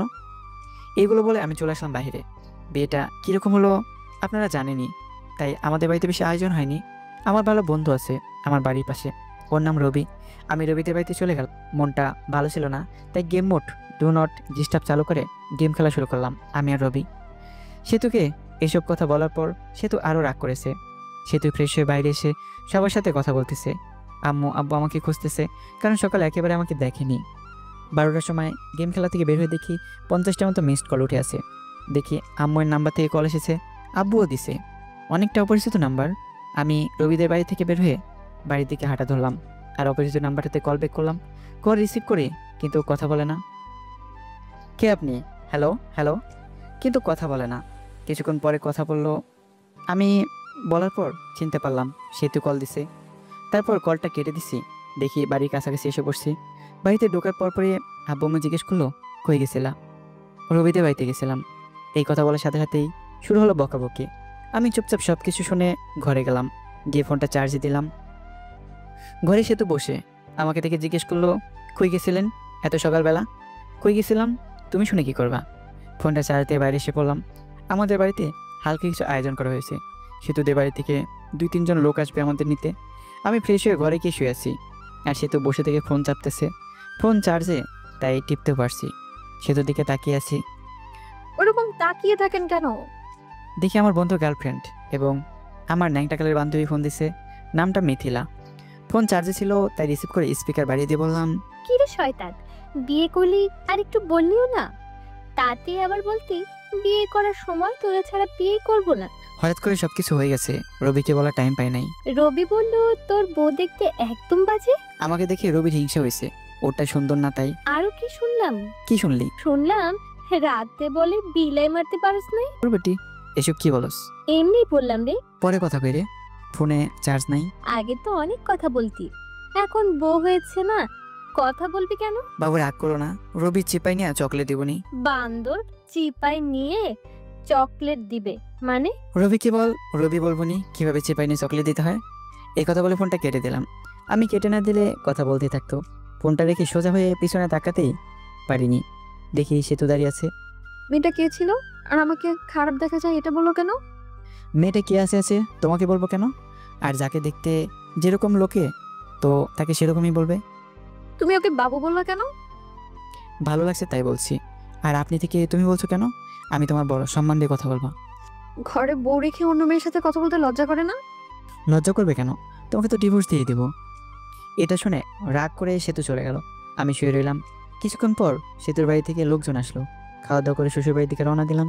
শ্বশুরবাড়ি যাওয়ার পর সেতুকে জ্বালানোর জন্য মেয়েদের বলতে কাছের মানুষকে জ্বালানোর সহজ উপায় হলো কাছের মানুষের সামনে অন্য মেয়েদের সাথে কথা বলা। শ্বশুরবাড়িতে যাওয়ার পর সেতুতে সব আত্মীয়রা ছিল। গিয়ে দেখে আফরিনও আছে। মেয়েটার মনটা অনেক খারাপ, কপালে যা থাকে তাই তো হয়। আমাদেরকে থাকা রুম দেওয়া হয়েছে, ওই রুমে আগে থেকেই সেতু ছিল। পরে গেলাম, গিয়ে দেখি সেতুর সব বোনগুলো একসাথে বসে আছে। আমি তাদের সাথে যোগ দিলাম। ওদের মধ্যে থেকে একটা মেয়ে বলে উঠলো, দুলাভাই কত হ্যান্ডসাম। ও মা তাই নাকি? তুমিও তো অনেক কিউট। সেতুর সাথে বিয়ে না হলে তোমাকে বিয়ে করতাম। সবাই এসে দিল। তখন আরেকটা মেয়ে বললো, দুলাভাই সেতুকে হানিমুনে কই নিয়ে যাবেন? সেতুকে নিয়ে হানিমুনে যে কি হবে? হানিমুনে তো শালিদের নিয়ে যেতে হয়, তাহলে মজা বেশি হয়। আমি তো ভাবছি সেতুকে রেখে তোমাদের সবাই কিনে হানিমুনে যাব। আহারে, সেতুকে রেখে গেলে সে তো কষ্ট পাইব। সেতু আনরোমান্টিক একটা মেয়ে, সেতুকে নিয়ে হানিমুনে গেলে টাকাটাই নষ্ট। তা না, তোমরা অনেক রোমান্টিক মনে হইতেছে। সেতুর দিকে তাকে দেখি সেতু সাপের মতো ফোঁস করতেছে। যা তোরা সবাই যা, ঘর থেকে বের হ, আমি ঘুমাবো, অনেক ঘুম পাচ্ছে। চলে যাচ্ছি, তোর স্বামীর ভাগ আমি নিব না। এই বলে সবাই চলে গেল। সেতু দরজা আটকে দিল আর আমার কাছে এসে বলতে লাগলো, ছি অন্য মেয়েকে হানিমুনে নিয়ে যেতে চাই, শরম করে না? বুঝলাম না, আমি তোদের সাথে মজা করে বলছি। পরে সেতু শুয়ে পড়লো। আমি শুয়ে থেকে গেম খেলতেছি ফুল সাউন্ড দিয়ে, যেন সেতু ঘুমোতে না পারে। বাইরে গিয়ে গেম খেলো না, আমার ঘুমের সমস্যা হচ্ছে। সমস্যা হলে অন্য ঘরে গিয়ে ঘুমাও। সেতু পরে ফোনটা নিয়ে রেখে দিল। আমি বাচ্চাদের মতো শুয়ে রইলাম। এভাবে ঝগড়া, সেতুর অপমান। আমি কোনোদিনও বাবা হতে পারবো না। সে ডিভোর্স চায়, প্রতিদিন আমি কিছুই বলি না। 7 দিন শুনলাম এসব। এখন রংপুর চলে যাচ্ছি অফিসে, সেতুকে রেখেই যাচ্ছি। পরে সব কিছু ঠিক করে সেতুকে নিয়ে যাব। সবার কাছ থেকে বিদায় নিয়ে এলাম। এখন সেতুর কাছে গেলাম, ভালোভাবে থেকো আর দোয়া করো আমার জন্য। দোয়া করে কি হবে? তুমি মরলেই আমি খুশি হব। তুমি এটা বলতে পারলে? যেটা সত্যি সেটাই বললাম। আমি আর কিছু না বলে চলে আসলাম। হাসি মুখে বের হয়ে আম্মু আমার কাছ থেকে বিদায় নিলাম। কিন্তু ওই সময় আমার খুব কষ্ট হচ্ছিল। মনে হচ্ছিল যে আমি কান্না করি। আমি এত বিরক্ত হয়ে গেছি যে কেউ একজন আমাকে মারার কথা বলছে। ভিতরে কষ্ট আর বাইরে হাসি নিয়ে চলে গেলাম চাকরি করতে। সকালে গাড়িতে গেছি, তাড়াতাড়ি পৌঁছিয়েছি। রাতে আম্মুর এই জায়গায় কল দিয়েছিলাম। আম্মুকে জিজ্ঞেস করছি সেতুর কথা। সেতুকেও ফোন দিয়েছিলাম কিন্তু রিসিভ করেনি, কেটে দিছে। পরের দিন সকালে উঠে অফিসের জন্য রেডি হয়ে অফিসে গেলাম। যাওয়ার পরে পিয়ন এসে বললো, ম্যাডাম আপনাকে ডাকলো। আমি ভাবতে লাগলাম আগে তো স্যার ছিল, এখন ম্যাডাম কই থেকে আসলো। বাবা বাবি বাদ দিয়ে গেলাম ম্যাডামের রুমের সামনে। গিয়েই, ম্যাডাম আসতে পারি? আসেন। আমি ভিতরে গিয়ে ম্যাডামকে দেখে তো অবাক, কারণ ম্যাডাম আর কেউই নয়, বিয়েবাড়ির সে আফরিনকে দেখে ভয় পেয়ে গেলাম। বিয়েবাড়িতে যা কিছু করছি চাকরি থেকে বের করিয়ে দেয় নাকি আবার। ভয়ে ভয়ে কাছে গিয়ে, আপনি আমাকে ডেকেছেন ম্যাডাম? তা কেমন আছেন? আর আপনার বউ কেমন আছে? আমি ভালো আছি। আর আমার বউ ভালো আছে। ভালো থাকলেই ভালো। ম্যাডাম, সেদিনের ভুলগুলোর জন্য আমি দুঃখিত, মাফ করে দেবেন। ওসব আমি ভুলে গেছি। আপনার বউকে সাথে নিয়ে এসেছেন? না, কিছুদিন পর নিয়ে আসবো। নিয়ে আসলে আমাদের বাড়িতে নিয়ে আসেন সময় করে। আপনি বসের কি হন? আপনার বস আমার বাবা হয়। এমনি আপনার সাথে দেখা এবং অফিসটা ঘুরে দেখতে এসেছি। ম্যাডাম, তাহলে আসি, অনেক কাজ করতে হবে, অনেকদিন পর আসলাম তো, দেখতেই তো পারছেন। এরপর কোনোদিন দেখা হলে ম্যাডাম বলবা না, নাম ধরে বলবা এবং তুমি করে বলবা। ফুল পড়ছো না তুই কি করে? জি। পরে আসলাম কেবিনে। কেবিনে বসে কাজ করা শুরু করলাম। কাজ শেষ করে ম্যাচের দিকে রওনা দিলাম। আজকে অফিস ছুটির আগেই বের হয়েছি, কারণ হলো একটা বাসা খুঁজে বের করতে হবে। ম্যাচে তো আর বউ নিয়ে থাকা যাবে না। বাসা খুঁজে পেলাম, বাসা ঠিক করে ম্যাচে ফিরলাম। পরের দিন বাসায় শিফট হব। এখন বাসা থেকে অফিস যাওয়া আসা করি। আমি রংপুরে এসেছি 7 দিন হয়ে গেছে। এই 7 দিনে সেতুকে কল মেসেজ দিছি, কিন্তু কোনো রিপ্লাই পাইনি। একদিন সেতু, আব্বম্মু এবং সেতুর আব্বম্মু সবাই একসাথে বসে গল্প করছিল। তখন সেতু সবাইকে একটা প্রশ্ন করে, ওর কি কোনোদিন বড় কোনো অ্যাক্সিডেন্ট হয়েছিল? না, শুভ তো খুব সাবধানে চলাচল করে। সবাই নাই করলো, কারণ আমার তো অ্যাক্সিডেন্ট হয়নি। কিন্তু ও তো বললো ওর একটা বড় অ্যাক্সিডেন্ট হয়েছিল, তারপর থেকে ও বাবা মার ক্ষমতা হারিয়ে ফেলেছে। তোমার সাথে মজা করার জন্য বলেছে এসব। ও তো কোনো ডাক্তার দেখানোর জন্য হাসপাতালে যায়নি। আমি তো অনেক বড় ভুল করে ফেলেছি। কি ভুল? আমি তো শুভর কথা বিশ্বাস করে শুভর সাথে অনেক খারাপ ব্যবহার করেছি। শুভর কাছ থেকে ক্ষমা চেয়ে নিও, তাহলেই হবে। পরে সেতু ওইখান থেকে চলে আসে আর ঘরে এসে ভাবতে লাগে পুরনো কথা। এখন আমাকে কিভাবে পটানো যায় সেটাই ভাবতে হবে। আমাকে জানানো যাবে না যে ওই সব জানে। ওকে যখন আমি এতটাই ভালোবাসি এর কথা বলেছিলাম, ও তখন বলেছিল এটা আবেগ। আমি তো কত কিছু বলেছিলাম, তারপরে তো আমি কত খারাপ ব্যবহার করলাম। এখন শুভকে আমায় মেনে নেবে? এখন শুভ ভালোবাসার কথা বললে কী ভাববে? শুভর সাথে তো আমি এই কয়দিনে কথা বলিনি। অনেকবার ফোন দিচ্ছে, আমি তো ফোনটা ধরিনি। পরে তো আবার ফোন দিবেই, তখন কথা বলবো। এসবই ভাবলো সেতু। এখন আমি আর সেতুকে কল দিই না। উকিলের সাথে কথা বলছি ডিভোর্সের ব্যাপারে। সে যত দ্রুত সম্ভব উকিল কাজটা করে দিতে চাইছে। 7 দিন চলে যায়, তবু সেতুকে একবার কল দেয়নি। সেতু আমাকে কল দেয়নি। সেতুর এখন আর ভালো লাগে না। সেতুর শুধু ইচ্ছে হয় আমার সাথে কথা বলতে। সেতু মিস করে ওই দিনগুলো, যে দিনগুলোতে আমাকে দেখতে পারিনি। আমি কত কিছু বলেছি। যখন সেতুর ফোনটা বেজে ওঠে তখনই সেতুর মনে হয় যে আমি ফোন বা মেসেজ দিছি, কিন্তু আমি কোনো ফোন বা মেসেজ দেইনি। সে তো আমাকে কল দিতে চায়, কিন্তু কোনো একটা কিছু কারণে আমাকে মেসেজ বা কল দিতে পারে না। এখন আর আমি সেতুর কথা মনে করি না। আমি প্রথম অনেক কষ্ট হয়েছে আর নিজেকে দোষ দিই। সেতুকে মিথ্যা কথা বলাটিও ঠিক হয়নি। এদিকে সেতু সবসময় মনমরা হয়ে বসে থাকে, কারোর সাথে বেশি কথা বলে না, শুধু আমার কথাই ভাবে। আমার সাথে কথা বলতে মন চায় কিন্তু পারে না, ধৈর্য ধরে থাকে। আমি তাকে অবশ্যই মেনে নেব, কিন্তু আমার নাম্বার থেকে কল আসে না। 1 মাস হয়ে গেছে, কিন্তু আমি সেতুর সাথে কোনো কথা বলিনি। সেতু আর থাকতে না পারে আমাকে কল দেয় রাতে, তাও আর 12টার সময়, যে সময় আমি ঘুমে মগ্ন হয়ে আছি। প্রথমবার ফোন ঢোকার পর ফোন রিসিভ করিনি, কারণ আমি ঘুমেছিলাম। পরের বার কল দিতেই আমার চোখে ঘুম চোখে দেখি একটা কল এসেছে। পরে নাম্বার না দেখি কলটা রিসিভ করে বললাম, হ্যালো, কে? আমিটা কে? আমাকে চিনতে পারোনি? আমি সেতু। আরে বোন, কোন সেতু? আর এত রাতে ঘুমে ডিস্টার্বের জন্য কল করছো কেন? আমি তোমার বউ সেতু। বউ কথা শুনে নাম্বারটা ভালোভাবে দেখলাম, সেতুই কল দিছে। পরে ভাবতে লাগলাম আব্বুমোর কোনো কিছু হলো নাকি, এত রাতে ফোন দিছে সেতু। আব্বুমোর কিছু হয়েছে নাকি ফোন দিছে? আব্বু আমার কিছুই হয়নি, কথা বলার জন্য ফোন দিয়েছি। ফাজলাম রাখো। বিয়ে ফেললাকে ভাইকে গেছে নাকি আবার এখন প্রবলেম হয়েছে দেখে ফোন দিছে? আচ্ছা, কোনো কিছু ভেবো না, সরাসরি আমার এখানে চলে আসো, আমি সবাইকে ম্যানেজ করে নেব। ঘরের স্বামী থাকতে পালিয়ে যাব, তাও অন্য কোনো পুরুষের সাথে? কেন? স্বামী তো শুধু কাগজে কলমে। আচ্ছা বাদ, কালকে অফিসে যেতে হবে, বাই। আর এত রাতে কল দিবা না, যত সব ফালতু। এইটা বলে ফোন কেটে দিই আর ফোন বন্ধ করে রেখে ঘুমিয়ে পড়ি। এদিকে সেতুর মনটা আরও খারাপ হয়ে যায়। আমি কি এতটা খারাপ ব্যবহার করেছি যে শুভ ভেবেই নিছে আমার বয়ফ্রেন্ড আছে? ছি, নিজেকে নিজের উপর ঘৃণা হচ্ছে। আর ভাবে শুভ আগে মেসেজ দিত, কেমন আছে, কি করো, কথা বলার জন্য আমাকে ফোন দিত, আর এখন কথাই বলে না, ঘুরে ফিরে আমাকে অপমান করলো। সারা রাত না ঘুমেই পার করে আর ডিসিশন নেয় যে শুভ তো এখানে চলে আসবে, কারণ শুভ বলেছিল বাসা ভাড়া নিছে আর যেতে বলেছিল আমাকে। সকাল উঠে আব্বুর কাছে গিয়ে বলে, আব্বু আমাকে শুভর বাসায় রেখে আসেন আর আমি যাব, এটাকে বলবেন না। আব্বু মেনে নেয় আর বিকেলে গাড়িতে তারা রওনা দেয়। আমার এখানে এসে আব্বু দরজায় কলিং বেলে চাপ দেয়। আমি তখন ভাবতে থাকি এই সময় আবার কে আসলো। অলসতা নিয়ে দরজা খুলতেই যাই, দরজা খুলে তো অবাক, আমি তখন আব্বুকে বলি তোমরা আসবা বলবো না, আমি স্ট্যান্ডে আনতে যেতাম। সে তো বললো তোকে সারপ্রাইজ দেবে, তাই না জানিয়ে চলে আসলাম। আচ্ছা বসো, তোমাদের খাবারের ব্যবস্থা করি।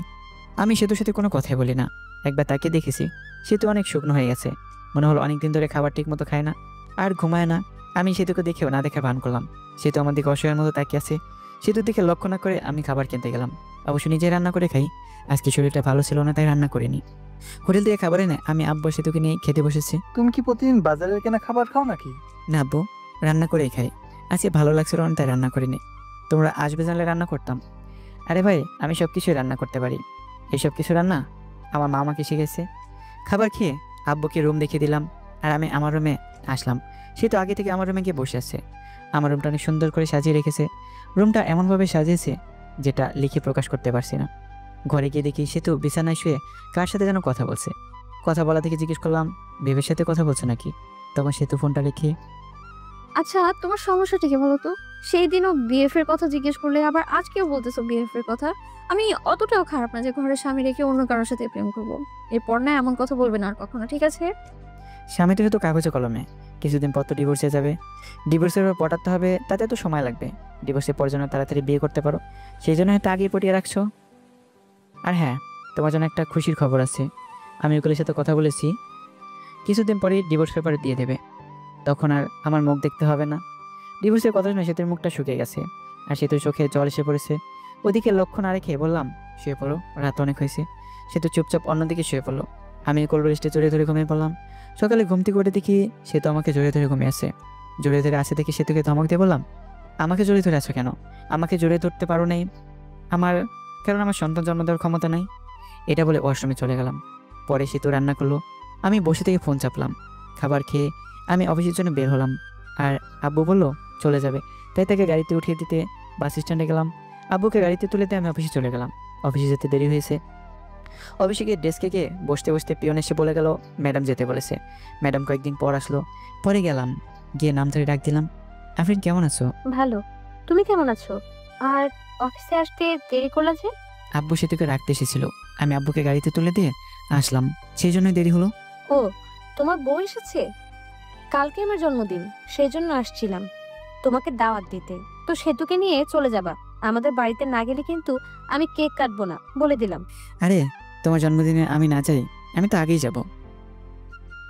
হাসিটা অনেক সুন্দর। ঘরে বউ রেখে আরেকজনকে ইমপ্রেস করার চেষ্টা নাকি শুভ সাহেব? না, যেটা সত্যি ওটাই বললাম। হুম, আমি তাহলে চাই, কাজ আছে। ঠিক আছে, যাও। পরে এসে কাজ করতে লাগলাম। কাজ করা শেষ করে দুপুর টাইম হয়ে গেছে। তখন ফোনটা বেজে উঠলো। ফোনটা হাতে নিয়ে দেখি সেতু কল দিছে। রিসিভ করার ইচ্ছে না থাকা সত্ত্বেও কলটা রিসিভ করলাম। হ্যালো, কে? আমি। ফোন দিছো কেন? দুপুর খাবার খাইছো? খাইলে কে, না খাইলে কে? আমার অনেক কিছু। তোমার সাথে কথা বলার সময় নেই। এই বলে ফোনটা কেটে দিলাম। আপনারা ভাবছেন সেতুর সাথে এরকমভাবে কথা বলছি কেন? সেতু যেদিন আমাকে মরে যাওয়ার কথা বলেছিল, সেদিন থেকে সেতু আমার মন থেকে উঠে গেছে। মন থেকে একবার উঠে গেলে ওই মনের মানুষটিকে বসানো যায় না। দুপুরের খাবার খেয়ে আবার কাজ করা শুরু করলাম। কাজ শেষ করে বাড়িতে গেলাম। যাওয়ার পর সেতুকে বললাম, আমি কিছু কেনাকাটা করতে যাব, তোমার কি কিছু লাগবে? আমি একটা নতুন ড্রেস কিনবো। আমি ফ্রেশ হয়ে আসতে আসতে তুমি রেডি হয়ে নাও। আমি ফ্রেশ হয়ে এসে দেখি সেতু সুন্দর করে সেজে বসে আছে। সেতুকে ঠিক হলুদ পরির মতো লাগছে। সেতুর দিকে হা হয়ে তাকিয়ে আছি। সেতু বললো, ওরকম করে তাকিয়ে থাকলে আমি ক্ষয়ে যাব। পরে আমার হুঁশ ফিরল। আমি রেডি হয়ে বাইরে এসে রিক্সার জন্য দাঁড়িয়ে আছি। তখন একটা রিক্সা থেকে ভার্সিটির ভালো একটা বান্ধবী নেমে এসে জড়িয়ে ধরে বলল, দোস্ত কী খবর, কেমন আছিস? তোর তো খোঁজই পাওয়া যায় না। এরকমভাবে কেউ জড়িয়ে ধরে নাকি? মানুষ দেখলে কী ভাববে? সেতুর দিকে তাকিয়ে দেখি সেতু পরে আগুনের মতো গরম হয়ে আছে। এর মধ্যে সেতু বলে উঠলো, এই ফাল, তুমি এভাবে জড়িয়ে ধরে আছেন কেন? শুভ কি রে এই মেয়ে? হ্যালো। আমি হলাম ওর বিয়ে করাবো। তুই বিয়ে করলি কবে? আমাকে একটু জানাইলিও না। আপনারা জানেন কি হবে? ওর থেকে 2 ফিট দূরে গিয়ে দাঁড়ান। শুভ ভাবি এরকম করে কথা বলছে কেন? ওর একটু রাগ বেশি তো, পরে তোর সাথে কথা বলি রে। বান্ধবী চলে গেল। ওই মেয়েটা আপনাকে জড়িয়ে ধরলো কেন? ছি ছি ছি, আপনার লজ্জা করে না ঘরে বউ রেখে অন্য একটা মেয়ের সাথে এসব করতে? না জানি কত মেয়ের সাথে এরকম করেন আপনি। আমাকে দেখে কি লুচ্চা মনে হয়? হ্যাঁ, এর কোনো মেয়ের সাথে কি করি না করি সেটা আমার একান্তই ব্যাপার। এখন আর তোমার একান্ত ব্যাপার নেই, কারণ তোমার বউ আছে, আর বউটা হলাম আমি। তুমি তো আমাকে স্বামী হিসেবে মানোই না। কিছুক্ষণ চুপ থাকলো সেতু। আচ্ছা আমাকে মাফ করে দাও, আগে ব্যবহারের জন্য আমি অনেক সরি। আমাদের বাচ্চা না হলে আমরা বাচ্চা একটা কিনে আনবো। আমি ভাবতে লাগলাম সে তো এসব বলতেছে কেন। আমি তো আগে তো খারাপ ব্যবহার করতো না, ও জেনে ফেলেছে যে আমি ওর সাথে মিথ্যা বলেছি। কি ভাবো? মার্কেটে চলে আসছি, চলো শপিং করি। পরে কিছু কেনাকাটা করলাম, আর আপনার জন্য একটা গিফট কিনলাম। সেতুর জামা কাপড় কিনলো, কিনে বাসায় এসে আমাদের রাখা জিনিসগুলো রেখে সরাসরি চলে গেলাম আফরিনদের বাড়ি। গিয়ে দেখি অনেক সুন্দর করে সাজানো। যদিও জন্মদিন পালন করা আমি পছন্দ করি না। আমরা বাড়ির ভিতরে ঢুকতে আঙ্কেল আন্টি আফরিন আমাদেরকে দেখে খুশি হয়ে গেছে। সেতুকে দেখেও আরো বেশি খুশি হয়েছে। সেতু আফরিনের সাথে চলে গেল, আর আমি একা একা বসে আছি, কারণ আমার পরিচিত কেউ নাই। বসে বসে গল্প লিখতেছিলাম। আসার সময় অবশ্য সময় পেলে গল্প লিখি। তখন একটা মেয়ে এসে বলল, আপনি শুভ ভাইয়া না? আমি শুভ, আপনাকে চিনতে পারলাম না। আমি আপনার একজন গল্প পাঠক, আপনার সাথে অনেক কথা হয়েছে মেসেজে। মনে মনে বললাম, আমি তো অনেক মেয়ের সাথে কথা বলি, এটা আবার কি? আপনার গল্পগুলো অনেক সুন্দর, আমি তো আপনার প্রেমে পড়ে গেছি। আমার প্রেমে মানে? এখন তো তুমি পিচ্চি মামাতো বোন গল্প লিখছো, এই গল্পটাও অনেক অনেক সুন্দর। শুক্রিয়া। আপনার সাথে একটা সেলফি তুলি? আমি কি কোনো ভিআইপি ব্যক্তি নাকি যে সেলফি তুলতে হবে? তুলতে হবে। মেয়েটি যেই সেলফি তুলছিল তখনই সেতু এসে ওই মেয়েকে ধাক্কা দিয়ে ফেলে দেয় আর বলে, এই তোমার সমস্যা কি? হ্যাঁ, এতক্ষণ কথা বলছো ভালো কথা, তাই বলে শরীরের উপরে সেভাবে সেলফি তুলতে হবে? ভাইয়া, কে উনি? পিচ্ছি মামাতো বোন, আমার বউ। আপনি লিখেছেন সে তো আপনাকে দেখতে পায় না আর ভালোবাসে না। ভালো না বাসলে তো এরকম রিয়াক্ট করতো না। এখন হয়তো ভালোবাসে। মেয়েটি চলে গেল। আমি চলে গেছি আর অন্য মেয়ের সাথে টাঙ্কি মারা শুরু করছো না? এখন থেকে আমার সাথেই বসে থাকবা। রাত 11টার সময় আমি, সেতু, আফরিন আর আফরিনের কিছু বান্ধবী বসে মজা করছি। হ্যালো ফ্রেন্ডস, তোমাদের একটা কথা বলবো। তোমাদেরকে বলেছিলাম আমি কারো প্রেমে পড়েছি, কিন্তু নামটা বলি নাই। আজকে নামটা আমি বলবো। তাকে আমি প্রথম দেখেই ভালোবেসে ফেলেছিলাম। শুভ সেতু, আমার এখানে আসো তো একটু। আমি আর সেতু গেলাম। তখন শুভ, এই যে একে দেখছো, একে দেখেই ভালোবেসে ফেলেছিলাম, কিন্তু ভালোবাসাটা মনে রয়ে গেছে, কারণ এই যে মেয়েটা সেতু, সেতু হলো শুভর বউ। এটা বলেই আফরিন দৌড়তে দৌড়তে চলে গেল। অনেক ড্রিঙ্ক করেছে হয়তো, ওর কথাগুলো নিজের ওপর নিজেরই অনেক রাগ উঠে গেল। শালার কেন যেসব করতে গেলাম। পরে আমরা চলে আসি আর ভাবতে লাগি, সেটা কি সত্যি আমাকে ভালোবাসে? যদি ভালো নাই বাসতো তাহলে তো মেয়েদের সাথে কথা বলার সময় জেলাস ফিল হতো না। ভাবতে ভাবতে বাসায় চলে আসি। পরের দিন অফিস বন্ধ ছিল। আমার মাথায় একটা কথা ঘুরপাক খাচ্ছে, সেতু কি সত্যি আমাকে ভালোবাসে? পরের দিন অফিস বন্ধ থাকায় সেতু বলে, চলে একটু ঘুরে আসি, তুমি তো আমাকে নিয়ে একটু ঘুরতেও যাও না? আমি রাজি হয়ে যাই, ঘুরতে যাই। সেতুর সাথে ঘুরতে ভালোই লাগছিল। সে থেকে ফুচকা খাওয়াই দিছি, আরও অনেক অনেক রোমান্টিকভাবে দিনটা পার করলাম। 2 দিন কেটে দিয়েছি, কিন্তু সেতুর সাথে খারাপ ব্যবহার করিনি, বরং রোমান্টিকভাবেই দিনগুলো পার করেছি। হঠাৎ করে একদিন অফিস থেকে তাড়াতাড়ি চলে আসি, কারণ বাড়িতে এসে ফ্রেশ হয়ে আবার কোম্পানির কাজের জন্য বাইরে যাব। দরজা এসে ধাক্কা দিতে দরজা খুলে গেল। ঘরে ঢুকে দেখি সেতু মনে হয় কারোর সাথে কথা বলছে। মিষ্টি মিষ্টি এসে কথা শোনার জন্য কোনো রকম শব্দ না করে ওর কাছে গেলাম। জানিস, শুভ তো মনে হয় আমাকে মেনে নিয়েছে। শুভ জানে না যে আমি ওর মিথ্যে কথা ধরে ফেলেছি। আমি জানি ওর কোনো সমস্যা নেই। আমি এই কথা শুনে বুঝতে পারলাম ও সব কিছু জেনে ফেলেছে, যে আমি সন্তান দিতে পারবো না, এটা মিথ্যা কথা। আমি নতুন একটা আইডিয়া বের করলাম, কারণ সেতু আমাকে এখনো ফুলফিলভাবে ভালোবাসেনি। কোনো শব্দ না করে একটু পিছিয়ে এসে সেতুকে ডাক দিলাম। সেতু ফোনটা কেটে দিয়ে আমাকে জিজ্ঞেস করলো, তুমি এত তাড়াতাড়ি এসছো? আসতে সমস্যা হয়েছে? না, সমস্যা হবে কেন? আর আমি আরো খুশি হয়েছি তোমার সাথে বেশি সময় কাটাতে পেরে। আসাতে সমস্যা হয়েছে। এসব বলতে বলতে সেতু আমাকে সে জড়িয়ে ধরলো, আর জড়িয়ে ধরেই ঠোঁটে একটা শুকনো চুমু দিল। আমি সেতুকে ছাড়িয়ে ফ্রেশ হতে চলে গেলাম। ফ্রেশ হয়ে দেখি সেতু টেবিলে খাবার সাজিয়ে রেখেছে। খেতে বসলাম। সেতুকে বললাম, তুমি খেয়েছো? না, চলো একসাথে খাই। নিজের হাত দিয়ে খেতে ইচ্ছে করছে না। আচ্ছা আমি খাইয়ে দিই। সেতু খুশি হয়ে গেল। খাবার খেতে সেতুকে জিজ্ঞেস করলাম, আচ্ছা সেতু, তুমি তো এখনো সত্যি আমাকে ভালোবাসো তাই না? অনেক ভালোবাসি। এই যে আমি বাবা হতে পারবো না, এটা যখন তোমার রিলেটিভরা জানবে তখন তোমাকে অনেক কিছু বলতে পারে। তখন কি তুমি আমাকে ছেড়ে চলে যাবে? ওকে কি বলে বলুক, তাতে আমার কিছুই যায় আসে না।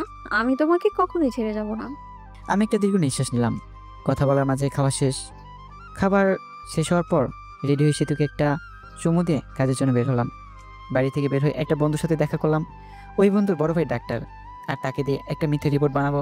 পরে ওই বন্ধুকে সব কিছু খুলে বলি। আর বলি, তোর ভাবির ভালোবাসা পরীক্ষা করার জন্য একটা ফ্যাক রিপোর্ট বের করতে হবে। রিপোর্টটা এমন হবে যে আমি বাবা হতে পারবো না, এটা রিপোর্ট। প্রথমে বন্ধু রাজি হয়নি, পরে অনেক জোরাজুরিতে রাজি হয়। পরে সব কিছুই বুঝিয়ে দিয়ে চলে গেলাম আমার কাজে। কাজ থেকে আসলাম, আর আসার সময় সেতুর জন্য আইসক্রিম আর ফুচকা নিয়ে আসলাম। গিয়ে দেখেছি সেতু অনেক খুশি হয়ে গেল। প্রতিদিন অফিস থেকে আসার সময় সেতুর জন্য অনেক কিছু কিনে নিয়ে আসি।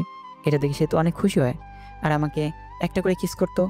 7 দিন যাওয়ার পর রিপোর্ট বের করে। পরে আমি আমার বন্ধুকে বলি, এটা বাড়িতে গিয়ে দিয়ে আসবি যখন আমি অফিসে থাকবো। বন্ধুটাই তাই করে। আমি অফিসে থাকাকালীন বন্ধু আমার বাড়িতে যায় আর রিপোর্টটা দেয়। আর সেতু রিপোর্টটা নিয়ে পড়তে থাকে। পড়ে দেখে আমি কোনোদিন বাবা হতে পারবো না। ওখানে সব লেখা আছে, আর কারণও লেখা আছে। সেতুর মনটা তখন খারাপ হয়ে যায়। সে কি করবে বুঝতে পারে না। শুভর সাথে সংসার করবে কি করবে না কিছুই বুঝতে পারছে না। আমার সাথে থাকার সময়গুলোর কথা ভাবতে থাকে। এসে ভাবতে ভাবতে কোন দিক দিয়ে সময় পার হয়ে যায় সে তো জানেই না। আর আমি অফিস থেকে চলে আসি আর সেতুর জন্য ফুচকা নিয়ে আসি। বাড়িতে এসে দেখি সেতু মন খারাপ করে বসে আছে। আমি সেতুকে ডাক দিই আর বলি, সেতু কি মন খারাপ? তোমার আব্বা আমার কথা মনে পড়ছে? সেতু কোনো কথা না বলে রিপোর্টের কাগজটা আমার হাতে দিল। আমি কাগজটা নিয়ে বললাম, এসব তো তুমি জানোই। তাহলে তোমার মা বাবাকে জিজ্ঞেস করার পর তোমার মা বাবা কেন বললো যে তুমি মিথ্যে বলছো, তুমি বাবা হতে পারবে? কারণ আম্মু জানে না। সেতু এই কথা শুনে মুখটা রাগি বানিয়ে চলে গেল। আমি ফ্রেশ হতে চলে গেলাম। ফ্রেশ হয়ে এসে কিছু খেয়ে নিলাম। সেতুর সাথে কথা বলার চেষ্টা করতেছি, কিন্তু সেতু দরজা খুলতেছে না। ভিডিও দেখতে দেখতে সন্ধ্যা হয়ে গেল। তখনই সেতু ঘর থেকে বের হলো না। এখন বুঝতে পারলাম সেতু কেন মন খারাপ করে বসে আছে। আমি ভাবতে থাকলাম, সেতুকে তাহলে আসলে আমাকে ভালোবাসেনি? সেতু এতদিন তাহলে আমার সাথে মিথ্যা ভালোবাসা নাটক করেছে? সেতু তো ঘর থেকে বের হচ্ছে না। সন্ধ্যা রান্নাটা মনে হয় আমারই করতে হবে, তাই রান্না করতে গেলাম। রান্না করার প্রায়ই শেষ। তখনই ঠান্ডা পানি মনে গরম পানিতে হাত দিছি আর হাতটা গেল পরে। পরে ওমা বলে চিৎকার দিতেই উঠি, কিন্তু আফসোস ধরার মতো কেউ নেই। পরে নিজের হাত ধরে ঠান্ডা পানিতে কিছুক্ষণ ডুবে রাখলাম। এরপর ডাক্তারের কাছে গিয়ে হাতটা মেডিসিন লাগিয়ে নিয়ে আসলাম। হাত একেবারে চলে গেছে, দেখতে অনেক বিশ্রী হয়ে গেছে। রান্নাকে শেষ করে সেতুকে ডাক দিলাম, বললাম, সেতু দুপুরের খাবার খাওনি, এখন রাতের খাবারটা খেয়ে নাও, তা নাহলে শরীর খারাপ করবে। তুমি হয়তো আমাকে মেনে নিতে পারছো না, ঠিক আছে, আমার ডিভোর্স পেপার রেডি আছে, তোমাকে দিয়ে দেবো, তোমাকে মুক্তি দিয়ে দেবো, আসো তাও খেয়ে নাও। পরে সেতু বের হলো, আমার হাতটা সেতুকে দেখায়নি। পরে সেতু চুপচাপ খেয়ে নিল। হাতের কষ্ট থেকে মনের কষ্টটা অনেক বড়। সেতুকে অনেকটা ভালোবেসে ফেলেছিলাম। হাত পড়ার কারণে হাতে জ্বালা পোড়া করছে, আবার মনটা ভালো নেই। সেতুর সাথে কাটানো সময়ের কথাগুলো ভাবছি, কত সুন্দর ছিল দিনগুলো। এসব ভাবতে ভাবতে চোখে জল এসে গেছে। মনে হইতেছে চিৎকার করে কাঁদি। ঘুম ধরছে না, এমনিতে হাতে জ্বালাতন করতেছে, আবার ক্ষুধাও লাগছে। রাত 12টা বেজে গেছে। বসে থেকে কান্না করছিলাম। কষ্ট আর সহ্য হচ্ছে না, অনেক কষ্ট হচ্ছে, যেটা হয়তো বলে প্রকাশ করতে পারবো না। চোখ দিয়ে জল থামছে না। তখনও কাঁধে কারো হাতে ছোঁয়া পেলাম। পিছনে তাকিয়ে দেখি সেতু দাঁড়িয়েছে, চোখের জলটা মুছে। তুমি এখানে কি করো এত রাতে? আপনি কি করেন? আমার ভালো লাগছে না, তাই আমি বসে আছি। আমারও ভালো লাগছে না, তাই আমিও বসে থাকতে এলাম। তোমার আবার ভালো লাগবে না কেন? তোমার ভালো লাগার কারণ তো তোমাকে ছেড়ে দিতেছি। ডিভোর্স পেপার তো রেডি আছে, কালকে সকালে নিয়ে আসবো, মন খারাপ করো না তো। মেয়েদের সাথে ফষ্টি নষ্টি করতে পারো না বলে আমার ডিভোর্স দিবা, তাই না? এসব কি বলো? তুমি তো বলা ডিভোর্স দিতে। সে তো আমার কলা ধরে বললো। ওই আমি কখন ডিভোর্স চাইলাম? আমি তো চুপচাপ ছিলাম। আমি বাবা হতে পারবো না শুনে তুমি মন খারাপ করে দরজা লাগিয়ে বসেছিলে, তো এটা বোঝাই যায় তুমি আমার সাথে থাকতে চাও না, ডিভোর্স চাও। আরেকবার ডিভোর্সের কথা বলে না খাটাম গটকে দিবা, একদম বলে দিলাম। আসলে আমি সরি, আমার ভুল হয়েছে। আমিও তোমাকে ছাড়া থাকতে পারবো না। আমি তোমার সাথে কাটানোর সময়গুলোর কথা ভাবলাম, তুমি আমাকে কতটা কেয়ার করো এটা ভাবলাম। বাচ্চা হবে না তো কি হয়েছে, আমরা বাচ্চা একটা কিনে নিয়ে আসবো। সত্যি তুমি আমাকে ছেড়ে যাবে না? মরার আগ পর্যন্তও যাব না। আজকে ব্যবহারের জন্য অনেক সরি। আমরাই তো। সে তো আমাকে জড়িয়ে ধরেছে, আমি ধরেছি। রোমান্টিক ওয়েদার আমাদের মাঝে। সে তো শরীরের সাথে একটু ডান হাতটা লাগাতে বলে উঠলাম। কি হয়েছে তোমার? আমি তখন সেতুকে হাতটা দেখালাম। সেতু চমকে উঠলো। এরকম হলো কি করে? আজকে রান্না করার সময় এরকম হয়েছে। সেতুর চোখে জল এসে গেছে। আমি আসলে সরি, আমার সন্ধ্যার সময় এরকম ভাবে থাকা উচিত হয়নি। তোমার অনেক কষ্ট হচ্ছে, তাই না? হুম। তাহলে তুমি তো ভাতও খাও নাই, তাই না? হ্যাঁ। পরে সেতু প্লেটে ভাত মিশিয়ে আমাকে খাইয়ে দিল। আমি খাচ্ছি আর মাঝে মাঝে হাতে কামড় দেই।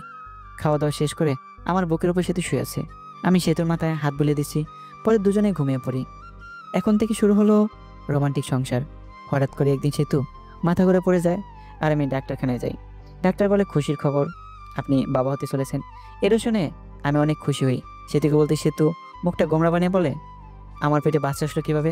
তুমি তো বলেছিলে বাবা হতে পারবে না, আর রিপোর্টে লেখা ছিল। ও, ওইসব ছিল সাজানো নাটক, ওই রিপোর্টে ছিল সাজানো। তুমি আমার কাছ থেকে জানছিলা? আমার কোনো সমস্যা নাই, এটা আমি জানতে পারি।